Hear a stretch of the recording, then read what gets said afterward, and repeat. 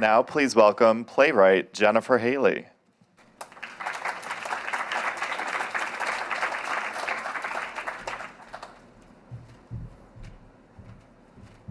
Hello. So I grew up in San Antonio, Texas, and we have these gray caterpillars there called army caterpillars. And in the warm weather, they just come out in droves. And they get walked on and they get smashed by cars. And you find out there are two kinds of caterpillars. They're the kind with the yellow blood and the kind with the green blood.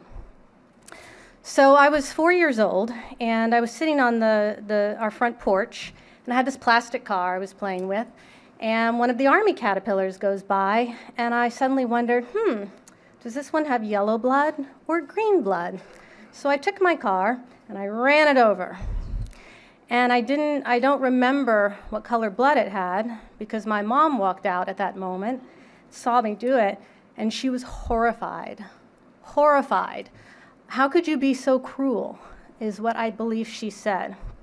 And I mean, she might have gone a little overboard. This is the woman who, when my father would go deer hunting, told me that he was going off to shoot Bambi. But I did learn, or her ex-husband by then. I did learn lessons about empathy and consequence. And I also believe I became a storyteller so that I could indulge my curiosity and commit acts of violence without actually hurting anything.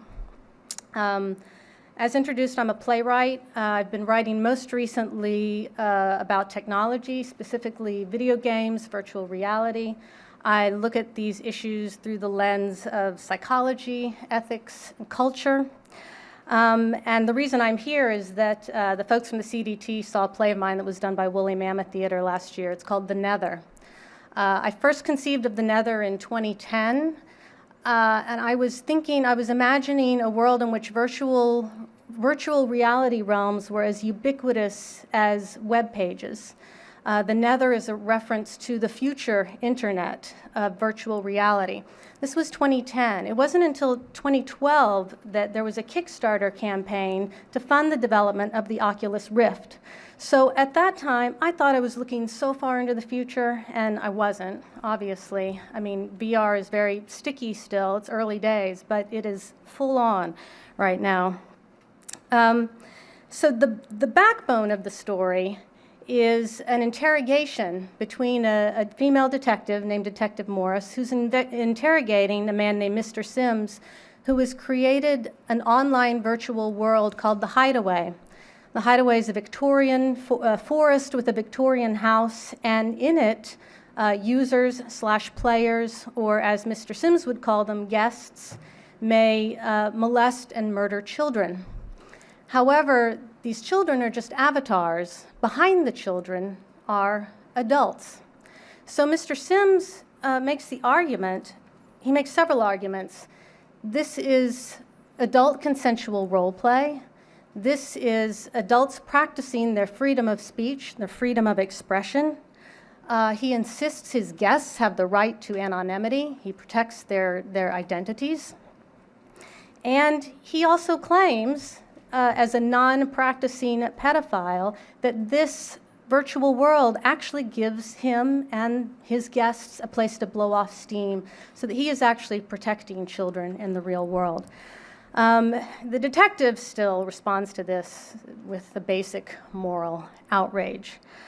And I wrote the first draft of this in a month, and I didn't do any research at that point. I just kind of like wanted it to just come from whatever I was channeling at the time.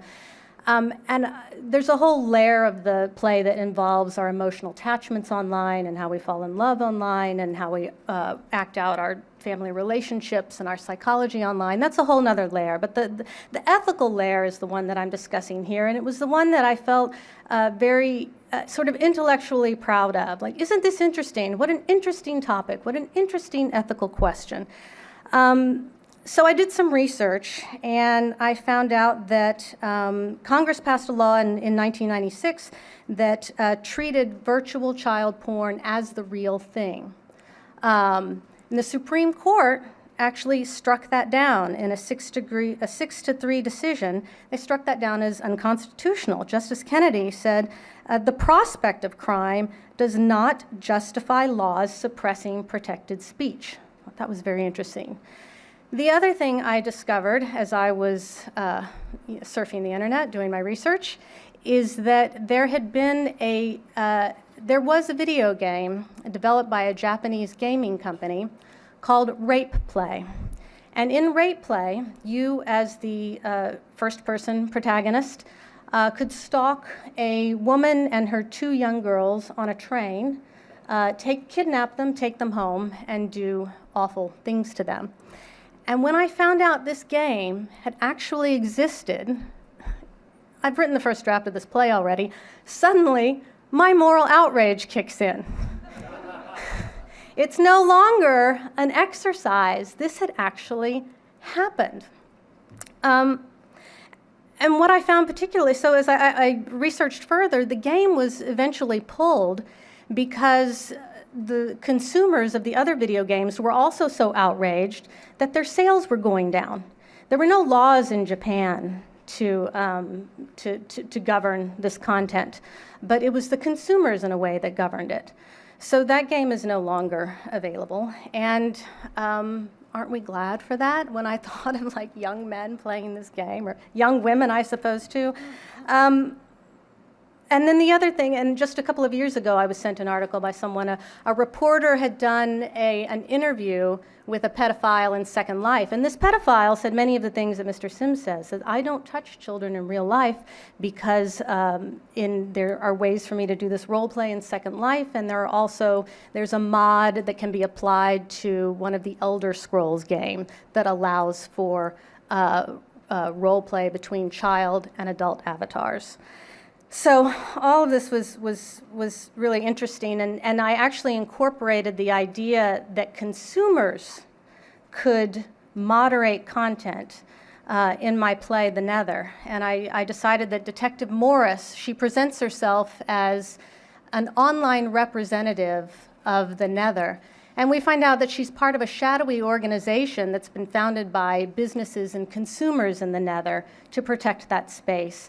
Because what's going on in these virtual worlds has gone so far beyond what governments can control through laws. I'd also like to make a point about virtual reality and storytelling in general. Someone said to me recently, you know, this play is so interesting because theater and virtual reality are so different. You know, virtual reality happens over computers, and theater is this real experience. And I thought, you know, I don't think that's true at all. I think it's very much the same. I think virtual reality has been around as long as we can throw our consciousness into shared spaces of the imagination. We have been in virtual reality. When you read a book, you're in virtual reality. I think of reading a book as a corollary between playing a first-person video game. It's you and the world and the characters of the game. Theater is like a multiplayer environment with the actors inhabiting characters like avatars. So if we think of the world of the imagination as this space we believe in, then where do you draw ethical lines? You know, so Lolita is considered a highbrow piece of literature.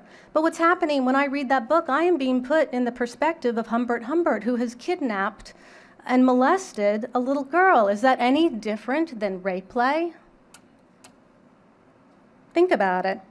I've played Grand Theft Auto with my brothers, and so I've pitched people out of their cars and run them over, and I was laughing uncontrollably while I did it. Now, where's the line there? Because I didn't take it seriously, did that make it okay? What if I was playing it very seriously? Is that the line? And then the last thing I'd like to consider is that in the play, Mr. Sims, he makes this point that what happens in the hideaway doesn't matter, that it has no consequence. You can do whatever you want, you can be whoever you want to be, and your actions have no consequence. But then Detective Morris responds to him. She says, But who are we if we live lives without consequence? Thank you.